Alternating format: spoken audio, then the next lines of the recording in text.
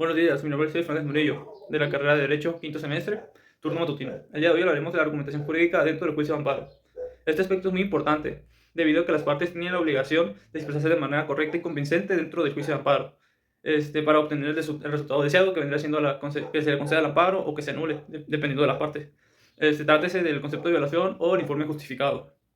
¿Qué es el concepto de violación? El concepto de violación son todos aquellos argumentos lógico-jurídicos que el quejoso vierte sobre la demanda de amparo, que busca que se haga ver la violación de una garantía cometida por un acto u omisión de autoridad, buscando la protección constitucional. Para que una demanda de amparo tenga éxito, el concepto de violación debe cubrir estos 5 aspectos. Debe ser claro, debe ser con un lenguaje entendible, nada muy extravagante, por así decirlo, un lenguaje que todo el mundo entienda, de lo más sencillo. El punto número 2 es que debe ser convincente. Lo que se pide debe de ser conforme justo en derecho, es decir, que lo que se pida o el argumento debe estar sustentado en alguna norma o en una norma o otra ley secundaria.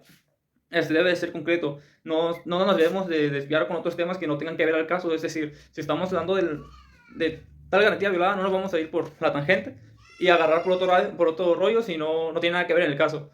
Debe de ser preciso. El argumento debe ser preciso en lo que se pide y en lo que se quiere hacer ver. Por ejemplo, si me violaron tal garantía, debo ser preciso con cuál acto fue el que realmente me violentó a mí y no pues irme igual por la tangente, hablando otras cosas o haciendo más largo todavía la explicación, porque no es necesario que se haga tanto rollo mientras se entienda y sea de manera precisa, no importa si es corto o largo, pero que sea preciso. Y por último, debe ser contundente. Se debe de dar el argumento que se debe dar el argumento que sea haciendo ver la violación a la garantía. Y ahora, ¿qué es lo que se debe evitar? Primero que nada, se debe evitar hacer lo que anteriormente les comenté. No debe de haber la exposición debe de ser, y no debe de ser inatendible, es decir, que esté bien explicado, que se entienda. Otra cosa que no se debe hacer es una exposición con muchas páginas, es decir, que por querer hacerle pues, la barba o querer, no la barba, sino quererte ver interesante o querer a fuerza ganar el amparo, o sea, que esquivas demasiado, o sea, no es necesario llenar miles de páginas si no dice nada, si no hay nada relevante. Puede ser corto el amparo. Hay personas que logran ganar amparos hasta con una sola hoja, por ejemplo, el señor Alberto Castillo del Valle. Tampoco debemos poner la transcripción del acto reclamado o de los preceptos legales. Es innecesario que pongas el acto reclamado, que lo repitas y repitas y repitas y repitas en la demanda. O sea, nomás estás extendiendo la hoja, no es nada relevante que expliques y expliques otra vez el acto reclamado, igual que los preceptos legales. Mientras cites el artículo, cites la norma, la ley que se está violentando, donde estás argumentando, es más que suficiente. Supongamos, ley de amparo, artículo tal, y ya con eso, no es necesario que pongas ley de amparo y transcribas todo el artículo. También, otro error que es muy común es que se transcriban jurisprudencias que no tienen que ver ni al caso. Otra vez se está violando, no violando, sino son cosas que no debe hacer porque realmente pues estás extendiendo más el documento y son jurisprudencias o tesis que no. De la clasificación de los conceptos de violación tenemos 5. Tenemos fundados, que estos se encuentran sustentos en la norma o en la ley. Tenemos los operantes, suficientes, que en estos se alega lo suficiente y lo necesario para darle el gane al quejoso. Por lo regular en esta clasificación hay más de un concepto de violación. También tenemos a los atendibles, donde ataca la parte medular del acto de violación, y por último los eficaces, que reúne una o varias características de las que ya hemos hablado y pues trae consecuencias favorables al quejoso, puesto que se le da el gane. Así como están los fundados, operantes, los que ya mencioné, también están los infundados, los inoperantes, los demás. Con la presencia de uno puedes perder todo el caso. Continuemos con la definición de acto reclamado. El acto reclamado es aquella conducta del que se duele el quejoso. Esta puede ser una conducta de hacer o no hacer por parte de la autoridad.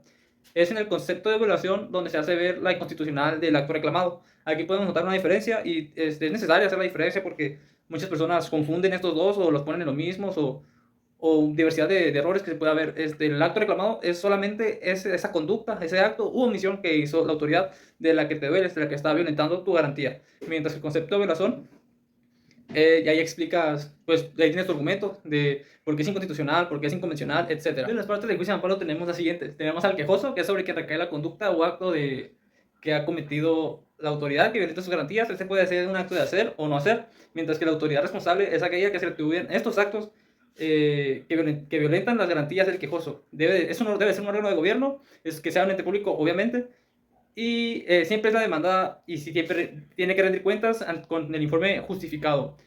Puede imponer incidentes o imponer recursos. Tenemos de dos tipos, tenemos la autoridad responsable ordenadora y la autoridad responsable ejecutora. La diferencia de esas dos es que, como su nombre le dice, la ordenadora ordena hacer tal acto y la ejecutora es la que ejecuta el acto. Un ejemplo, podemos tener al SAT y al banco que trabajan juntos. Para congelar las cuentas de alguna persona, un ciudadano, bueno, el quejoso, supongamos, el SAT manda al banco, le ordena que congele las cuentas del ciudadano. Mientras que el banco recibe la orden, el banco la ejecuta, entonces haciéndola al banco como ejecutora y al SAT como ordenadora. Y ahora, ¿qué es el informe justificado? El informe justificado es aquel documento en el cual la autoridad responsable hace ver al juez, a través de argumentos, que el acto reclamado no violentiza ninguna garantía. Esto lo hace argumentando la constitucionalidad, la legalidad, la convencionalidad del fundamento del acto, o sea, en qué se fundamenta y por qué no viola derechos el haber hecho tal acto. Si existiese una actuación de improcedencia, también se hace ver aquí en el mismo informe justificado, como por ejemplo que no exista tal acto reclamado. Es obligación de la autoridad responsable el contestar la demanda de amparo con el informe justificado, ya que de no ser así, se tomará como cierta la violación a la garantía y se le dará el gane a la parte quejosa. También hay otros informes que la autoridad responsable debe de expedir, como puede ser el informe previo, que es en contra de la suspensión condicional o definitiva.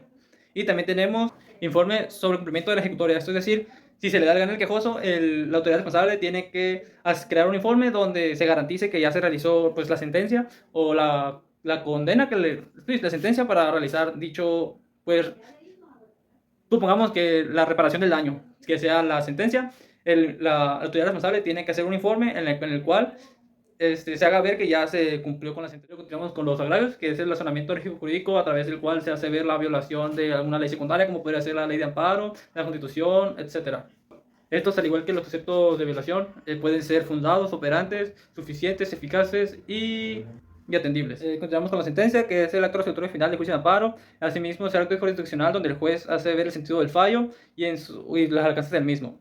Las partes de la sentencia son resultandos, que es una breve historia del juicio, que puede definirse como la litis, que explica, da contexto a lo que está pasando, de lo que está peleando. Tenemos el considerandos, que es la parte medular de la sentencia, en la que se deja ver el contenido de la misma, en cuanto a la forma de litis, la evaluación de pruebas, etc. Y por último tenemos los puntos resolutorios, que es una síntesis de todo, de la misma. Y tenemos tres tipos de sentencias, que la primera es sentencia de sobreseimiento, que es cuando da por terminado el juicio, no precisamente porque se tenga que terminar o que el juez dicte la terminación del mismo, sino que puede ser que la parte quejosa se haya desistido de continuar.